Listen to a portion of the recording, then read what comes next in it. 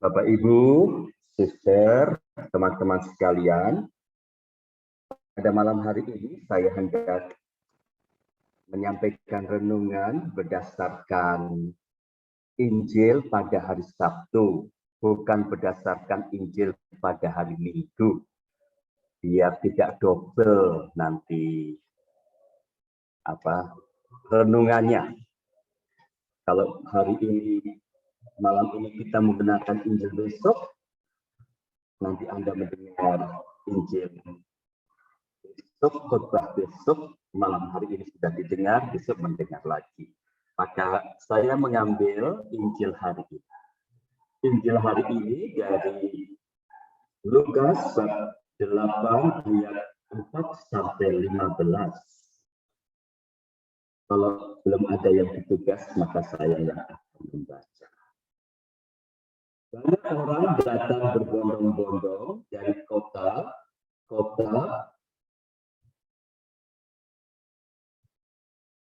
sekitar kepada Yesus.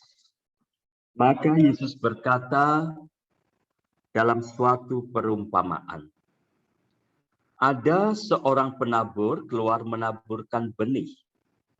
Waktu ia menabur, sebagian benih itu jatuh di pinggir jalan, lalu diinjak-injak orang dan dimakan burung-burung di udara sampai habis. Sebagian jatuh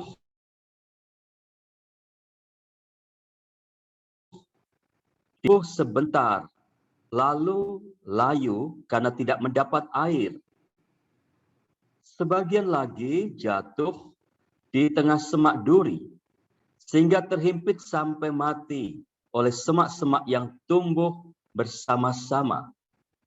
Dan sebagian jatuh di tanah yang baik, lalu tumbuh dan berbuah 100 kali lipat.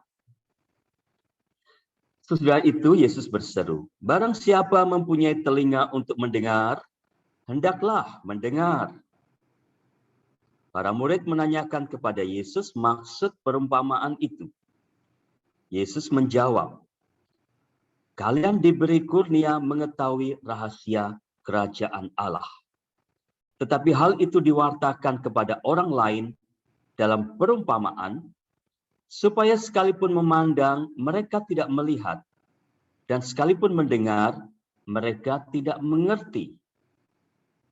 Inilah arti perumpamaan itu. Benih itu ialah sabda Allah.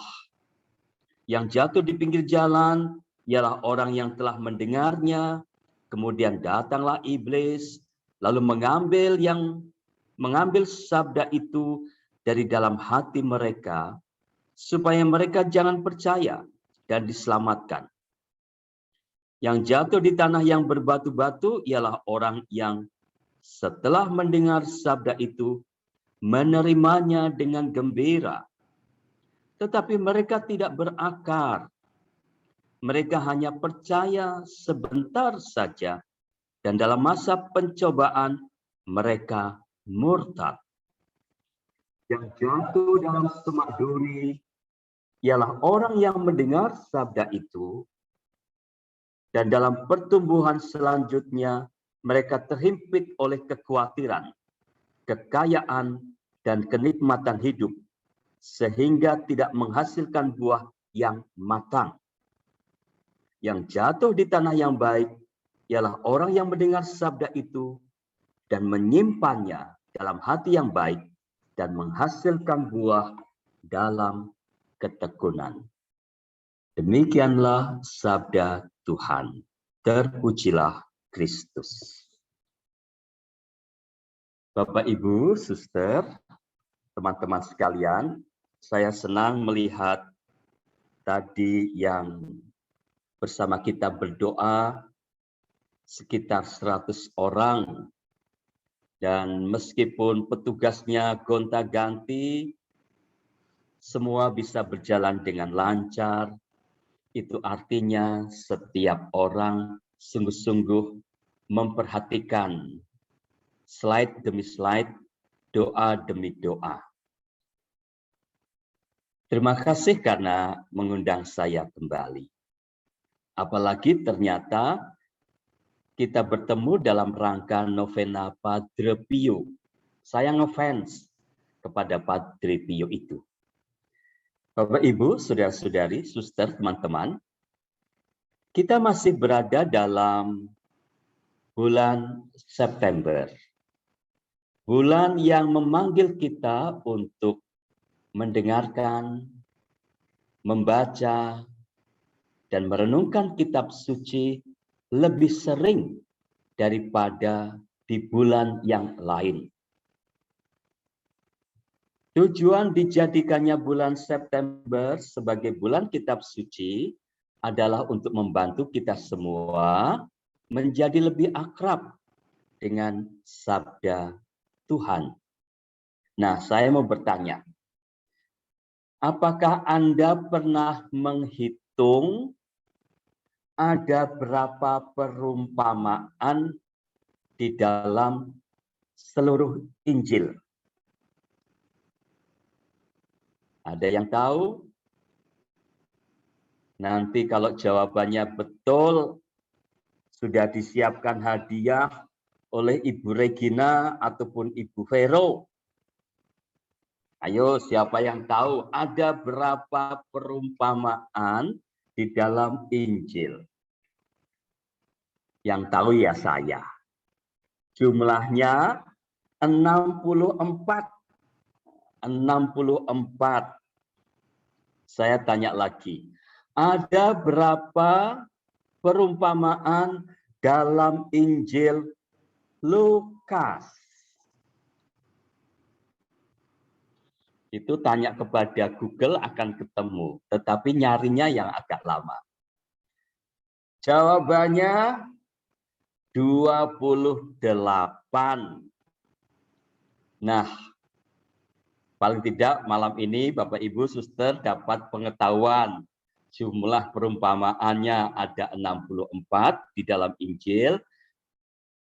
Sementara di dalam Injil Lukas sendiri paling banyak ada 28. Nah, di antara sekian banyak perumpamaan, manakah yang menjadi favorit Anda? Kalau saya, perumpamaan favorit adalah pokok anggur. Yohanes bab 15 ayat 1 sampai 8.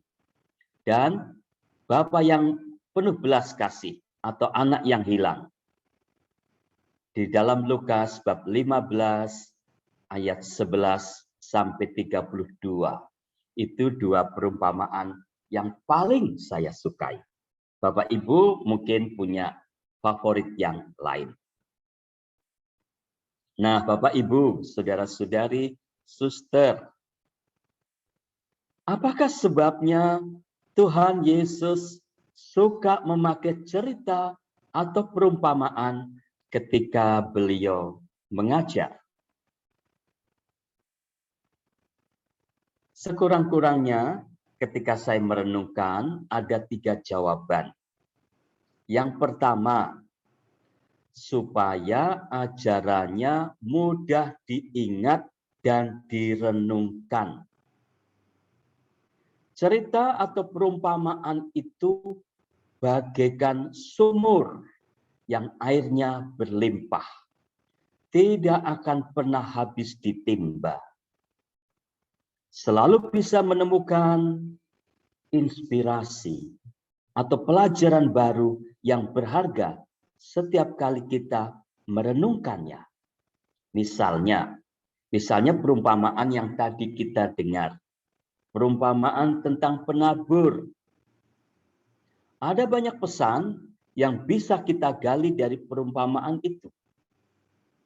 Kita bisa berbicara tentang kemampuan mendengar, atau tentang sikap pendengar, atau tentang kuat lemahnya orang dengan imannya, ibarat jenis-jenis tanah, atau tentang Yesus sebagai contoh guru yang memikat. Seorang penulis mengatakan Yesus adalah the best storyteller ever. Dia adalah seorang pencerita terbaik yang pernah ada di atas muka bumi. Itu sebabnya tadi Injil mengatakan ada banyak orang dari mana-mana datang. Karena memang Yesus sangat populer, pandai mengajar. Tua muda, oma opa, anak-anak bisa menangkap. Karena dia suka memakai cerita. Tapi kalau Bapak Ibu ikut misa di paroki saya tidak kasih cerita. Saya kasih video. Setiap kali renungan selalu ada video. Jadi banyak orang kalau ditanya mau kemana, mau ke gereja, ngapain? Lihat bioskop. Jadi Bapak Ibu kalau mau pindah ke paroki saya ya, ke Cengkareng. Paroki Trinitas Cengkareng. Yang kedua, mengapa Tuhan suka memakai cerita atau perumpamaan? Supaya ajarannya bisa mudah di-sharingkan atau diviralkan. Dulu belum ada handphone, jadi ya belum bisa diviralkan seperti kita sekarang. Orang pulang dari acara bertemu dengan Yesus, sesampai di rumahnya, sambil makan bareng, akan bercerita kepada orang serumah apa yang telah didengarnya dari Tuhan Yesus. Mudah diingat karena kebanyakan cerita. Dan yang ketiga, supaya ajarannya bisa dikupas sedikit demi sedikit. Karena kadang topiknya tidak mudah dijelaskan dalam tempo yang singkat. Misalnya Tuhan Yesus mengajarkan tentang kerajaan Allah. Ada banyak perumpamaan tentang kerajaan Allah. Itu artinya kerajaan Allah itu penjelasannya banyak dilihat dari berbagai sudut melihat. Bapak, Ibu, saudara-saudari, teman-teman, aneka cerita dan perumpamaan Yesus sebetulnya memungkinkan kita untuk jadi akrab dengan sabda Tuhan. Karena tadi mudah diingat, mudah dibagikan, maka kalau sudah diberi kemudahan tidak akrab, itu lucu. Apa itu akrab dengan sabda Tuhan? Kita disebut akrab dengan seseorang teman atau namanya bersahabat, itu karena kita sering bertemu, sering mengingatnya, sering mencarinya, sering duduk bersama, tukar pikiran, dan lain-lain. Itu akrab. Akrab dengan sabda Tuhan itu artinya ya mirip-mirip dengan dua orang yang bersahabat itu. Akrab artinya sering bertemu dengan sabda Tuhan, dengan Alkitab. Sering mengingatnya, sering mencarinya. Dan sekarang mudah sekali mencari Alkitab. Anda bisa menyimpan di handphone Anda. Ini renungan saya tulis di handphone. Anda bisa meletakkan aplikasi e-Katolik di sana. Sehingga tidak harus kemana-mana membawa kitab suci, ya. Anda bisa membawa handphone dan Anda bisa membuka aplikasi e-Katolik dan menemukan bacaan kitab suci untuk dibaca. Sering mencarinya, mencari di handphone boleh, dan sering merenungkannya atau bertukar pikiran. Jadi kalau Tuhan kita membaca sabda Tuhan, kok Tuhan mengatakan begini ya? Bagaimana dengan pengalamanku? Itu artinya saya sedang bertukar pikiran. Saudara-saudari, perumpamaan adalah salah satu bentuk sastra atau tulisan dalam kitab suci yang paling mudah untuk diingat-ingat dan ditimba kelimpahan pesannya. Bila Anda selama ini merasa tidak mampu ingat atau hafal banyak ayat kitab suci, tidak usah merasa malu atau minder. Kalau Anda tidak hafal, itu artinya Anda memang benar-benar orang Katolik. Orang Katolik kebanyakan tidak hafal. Romo juga kebanyakan tidak hafal kitab suci. Jadi temannya banyak. Saya juga teman Anda yang tidak mempunyai banyak hafalan kitab suci. Kalau Anda bisa hafal beberapa ayat, bagus. Saya mungkin hanya hafal di bawah 10. Yang paling saya hafal adalah 1, dan saya hafal karena itu paling penting. Paling penting. Meskipun orang lain mengatakan ada yang lain lebih penting. Saya hafal yang paling penting. Yang paling penting mana? 1 Yohanes bab 4 ayat 8. Allah adalah kasih. Itu paling penting. Tidak ada yang lebih penting daripada itu. Dan saya hanya hafal yang paling penting. Kalau Anda bisa hafal beberapa ayat, bagus. Tetapi hal yang jauh lebih penting daripada hafal adalah kemampuan kita menimba inspirasi dari perikopa atau ayat tertentu serta dalam hal mempraktekannya. Itu yang lebih penting. Kemampuan untuk menimba. Dan saya ingin memberikan kepada Anda satu alat yang sangat tajam, ibaratnya pisau. Tajam untuk membuat kita mampu menimba inspirasi dari ayat atau perikopa. Apakah alat itu? Sangat sederhana. Setelah kita membaca suatu perikopa, cukup Anda bertanya dalam hati, apa yang menarik bagiku dari bacaan itu? Apa yang menarik bagi saya dari bacaan yang tadi baru saja ku dengar? Dengan mengajukan pertanyaan sesederhana itu, Anda akan mulai bisa menemukan hal-hal yang menarik, dan itu berarti inspirasi. Inspirasi yang ada di sana akan mulai kelihatan. Misalnya, kalau tadi kita mendengar kisah tentang penabur, saya bertanya dalam hati, apa yang menarik dari perumpamaan tadi? Mungkin saya akan berkata, oh, yang menarik adalah Tuhan mengatakan bahwa kepada orang lain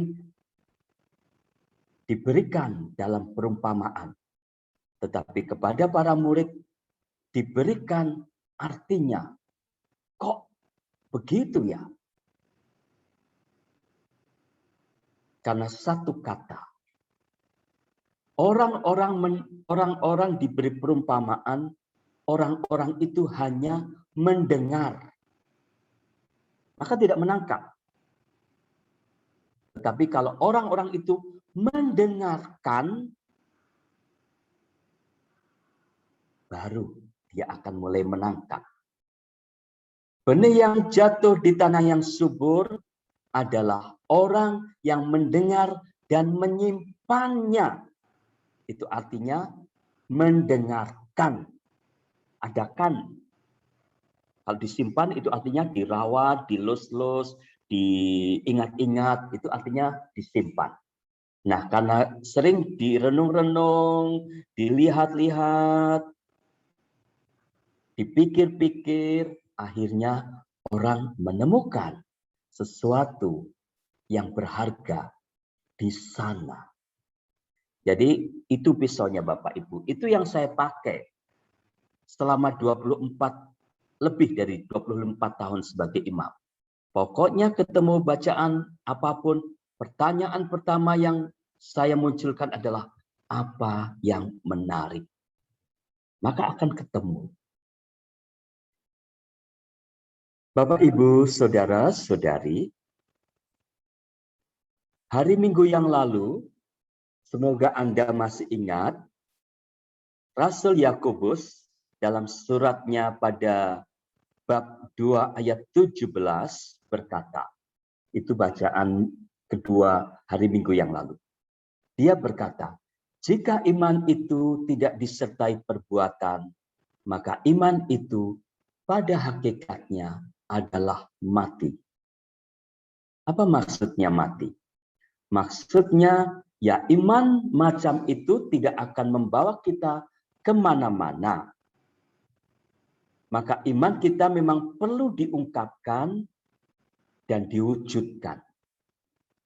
Kalau hanya menjadi iman, tidak diapa-apain, ya tidak akan membawa kita kemana-mana. Akan mati. Tetapi kalau diungkapkan melalui doa, nyanyian, pujian, mengikuti perayaan sakramen, novena, devosi, dan lain-lain, dan diwujudkan melalui perbuatan baik, pelayanan, amal kasih, dan lain-lain, barulah iman itu akan sungguh-sungguh hidup. Bapak, Ibu, teman-teman, suster, saya akan mengakhiri renungan malam ini dengan sebuah cerita. Cerita seperti ini. Ada seorang laki-laki tua hidup di Papua. Pekerjaan sehari-hari adalah memotong kayu bakar untuk keperluan sebuah rumah sakit milik misi. Dan setiap orang memanggil Bapak itu Pak Gitu. Kenapa namanya Pak Gitu? Itu singkatan dari gigi 1. Karena dia memang hanya punya 1 gigi rahang atas. Selain memotong kayu, Bapak itu setiap hari juga mempunyai kegiatan membacakan Injil untuk para pasien yang sedang duduk di ruang tunggu. Hari demi hari, dia men-sharingkan imannya akan Yesus kepada orang-orang yang sedang mau berobat di rumah sakit itu. Hingga pada suatu hari, sesuatu yang buruk terjadi pada Bapak itu. Pak Gitu mulai mengalami kesulitan membaca. Awalnya dia berpikir bahwa segala sesuatu akan menjadi pulih dengan sendirinya. Tapi ternyata tidak. Maka dia pergi ke dokter. Setelah memeriksa Bapak itu, sang dokter meletakkan tangannya pada bahu Bapak itu dan berkata, saya punya berita yang sulit saya sampaikan kepada Anda. Anda akan menjadi buta. Dan tidak ada hal lain yang bisa kami buat. Oh, tidak, kata Bapak itu. Saya sudah tua. Sekarang saya akan menjadi orang buta dan tidak berguna lagi. Keesokan harinya, Bapak itu tidak muncul di rumah sakit itu. Begitu juga pada hari-hari selanjutnya. Dia lenyap. Beberapa waktu kemudian, dokter itu mendengar informasi bahwa Pak Gitu sekarang hidup sendirian di sebuah tempat yang terpencil di pulau itu. Seorang anak yang mengantar Bapak itu yang memberitahu sang dokter mengenai keadaannya sekarang, mengenai keberadaannya sekarang. Maka sang dokter pergi menjumpai bapak itu. "Apa yang Anda buat di sini?" tanya Pak Dokter. Dan Pak Gitu menjawab, "Dokter, sejak Anda memberitahu saya bahwa saya akan menjadi buta, saya mulai membaca dan menghafalkan bagian-bagian yang paling penting dalam Injil. Saya sudah menghafal kisah kelahiran Yesus, beberapa mukjizatnya, dan perumpamaannya, juga wafat dan kebangkitannya. Saya telah menceritakannya berkali-kali kepada anak itu untuk memastikan bahwa saya sudah mengingatnya dengan tepat.